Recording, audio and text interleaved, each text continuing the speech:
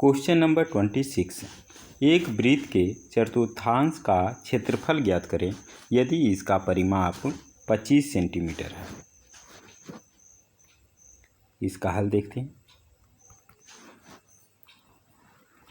एक वृत्त है जिसका परिमाप 25 सेंटीमीटर। प्रश्न से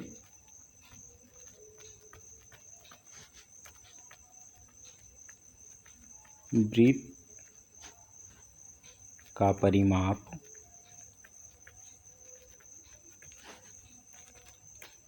हम जानते हैं 2 पाई r होता है। इतना बराबर कह रहा है 25 सेंटीमीटर। ठीक,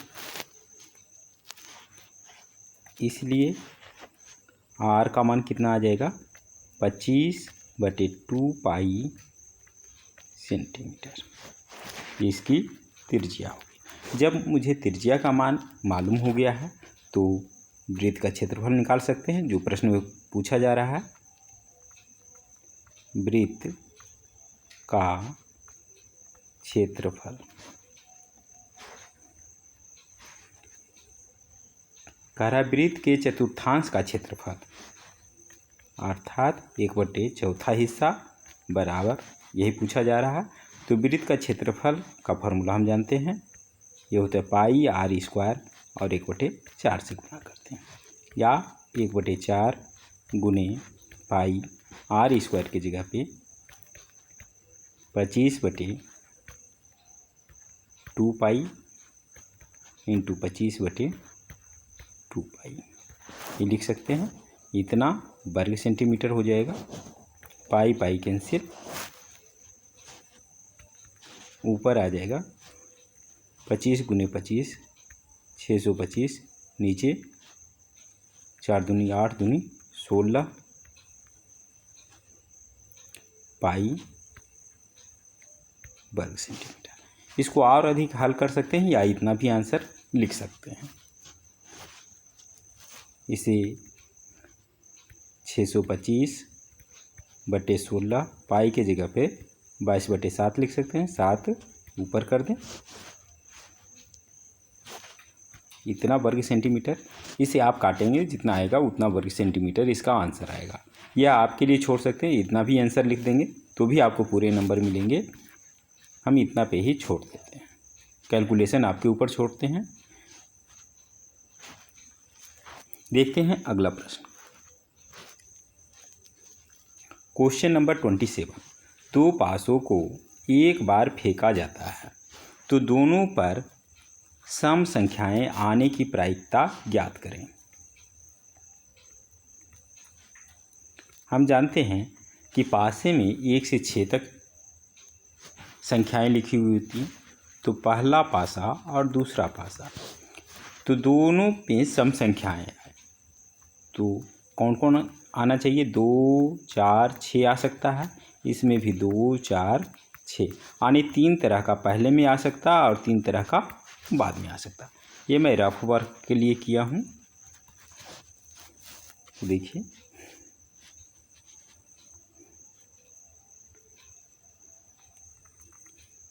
प्रश्नानुसार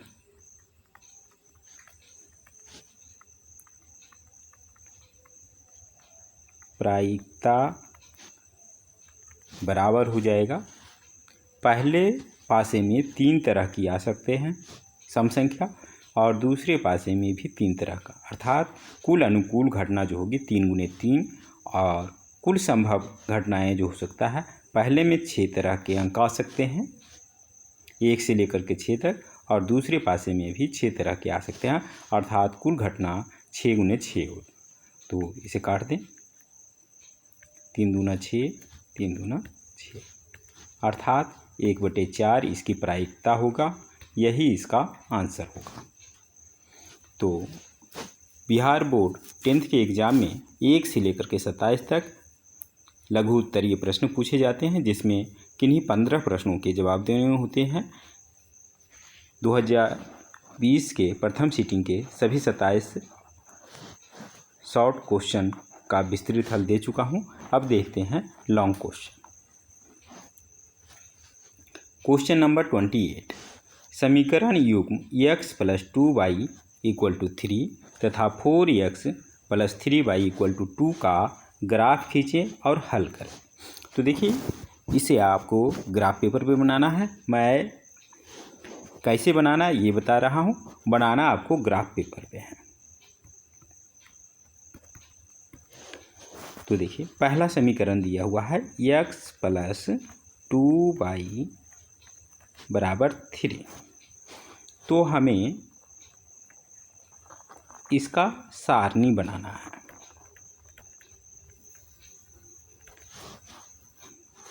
तो सारणी में क्या लिखते हैं, x और y का मान रखते हैं। तो देखिए, सबसे आसान तरीका है, कम से कम 2 मान रखते हैं तभी रेखा इसका सरल रेखा बन पाएगा। तो यदि x = 0 रख लीजिए तो क्या होगा, समीकरण 0 + 2y = 3, जिससे हमें मिल जाएगा y = 3/2। यहाँ पे आ जाएगा 3/2, या जिसे हम लिख सकते हैं 1.5। ठीक है, तो 3/2 लिखें या 1.5 लिखें। और भी यदि इसमें y = 0 कर दें, कुछ भी रख सकते हैं। मैं यहाँ पर आसान ये होता है कि एक बार x 0 ले लीजिए या एक बार y 0 ले लीजिए। तो अगर y 0 कर दीजिएगा तो x का मान क्या हो जाएगा, x = 2y, यानी 2 × 0 0 = 3। x का मान आपको 3 आ जाएगा। ठीक, इसी तरीक़ा से आपको दूसरा समीकरण 4x + 3y = 2 का अगर हम सारणी बनाएंगे,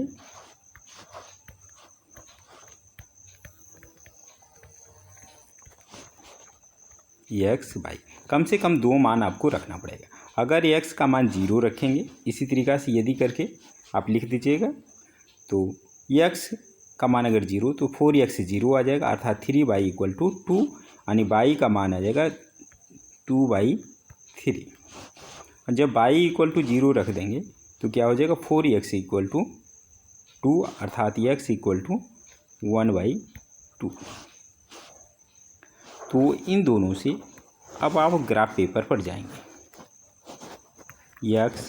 x डैश, ऊपर y, नीचे y डैश लिखेंगे। जहाँ कटता है उसको 0 रखेंगे।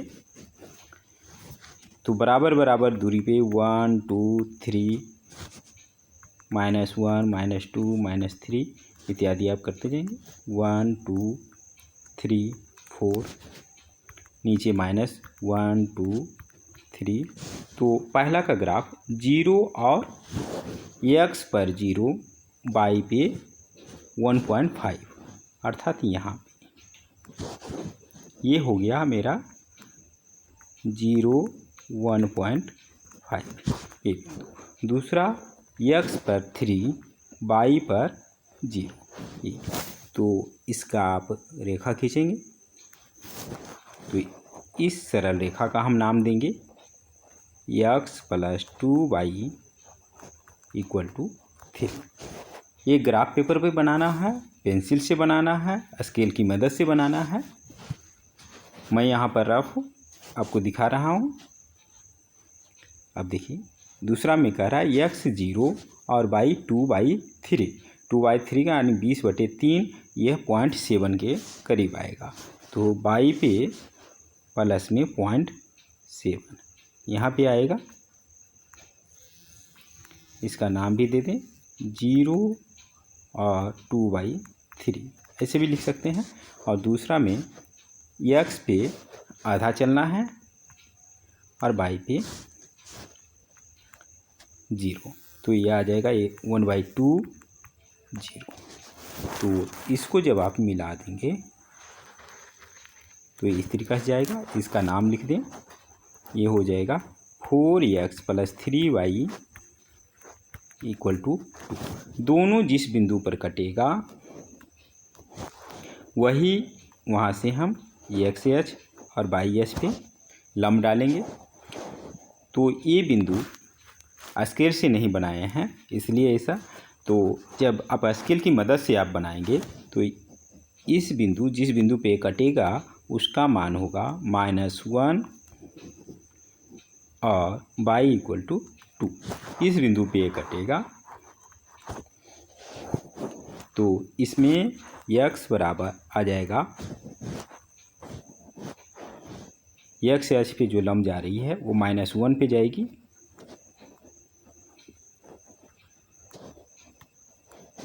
बिना स्केल की मदद से किए हैं इसलिए ऐसा हो रहा है। तो x =-1 और y=2,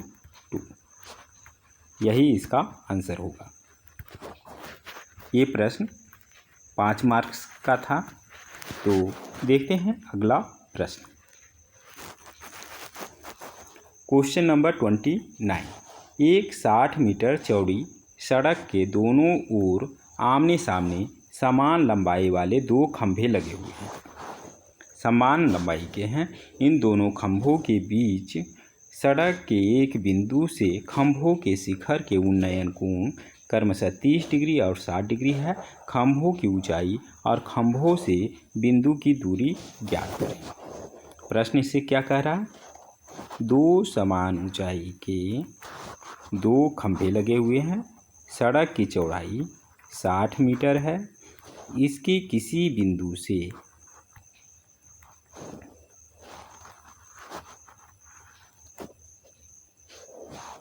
उन्नयन कोण, एक का 60 डिग्री बन रहा है, दूसरे का 30 डिग्री बन रहा है। ये दोनों बराबर ऊंचाई का है। तो कह रहा है खंभे की ऊंचाई, ये ऊंचाई, दोनों की ऊंचाई बराबर है तो किसी की भी ऊंचाई निकाले, और इन दोनों के बीच की दूरी निकालने के लिए, अर्थात वो बिंदु कहाँ पे है, तो मान लेते हैं A B C D और ये बिंदु P है। हल माना AB बराबर CD, यह जो है खंभे हैं,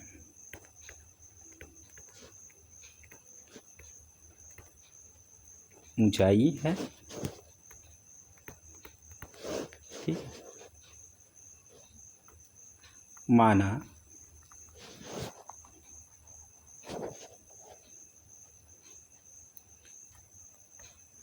बिंदु P से खंभे का उन्नयन कोण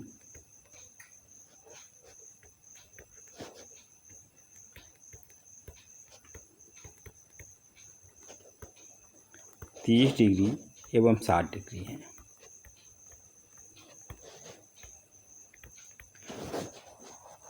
तो यदि इस ऊंचाई को h मानते हैं तो इसकी भी h हो जाएगा, इतना बराबर h। तो आप देखिए त्रिभुज, समकोण त्रिभुज ABP से क्या होगा, जो ऊंचाई और इससे संबंधित है, मान लीजिए कि ये दूरी x है, B से P तक की दूरी x है, तो यह दूरी जो हो जाएगा P से D तक की दूरी हो जाएगा 60 माइनस x, क्योंकि दोनों मिलाकर के 60 है मीटर है। तो इससे हमें मिल जाएगा tan 30 डिग्री, हम डायरेक्ट लिख रहे tan 30 डिग्री का मान 1/√3 बराबर लंब बटे आधार यानी h/x, जिससे हम लिख सकते हैं h = x/√3।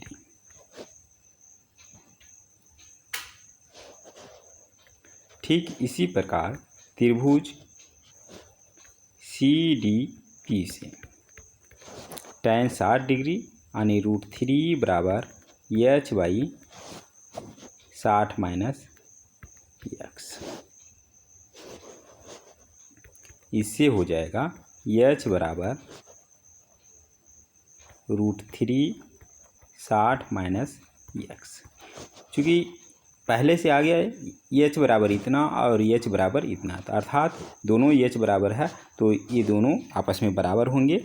तो हम लिख सकते हैं इसको समीकरण 1 और इसको समीकरण अगर 2 रखें तो 1 और 2 से क्या हो जाएगा, √3 60 माइनस एक्स बराबर एक्स बाई √3।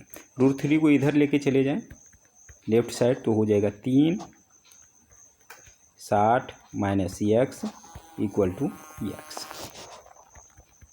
ये आ जाएगा छुतिया 18 180 माइनस 3x बराबर एक्स।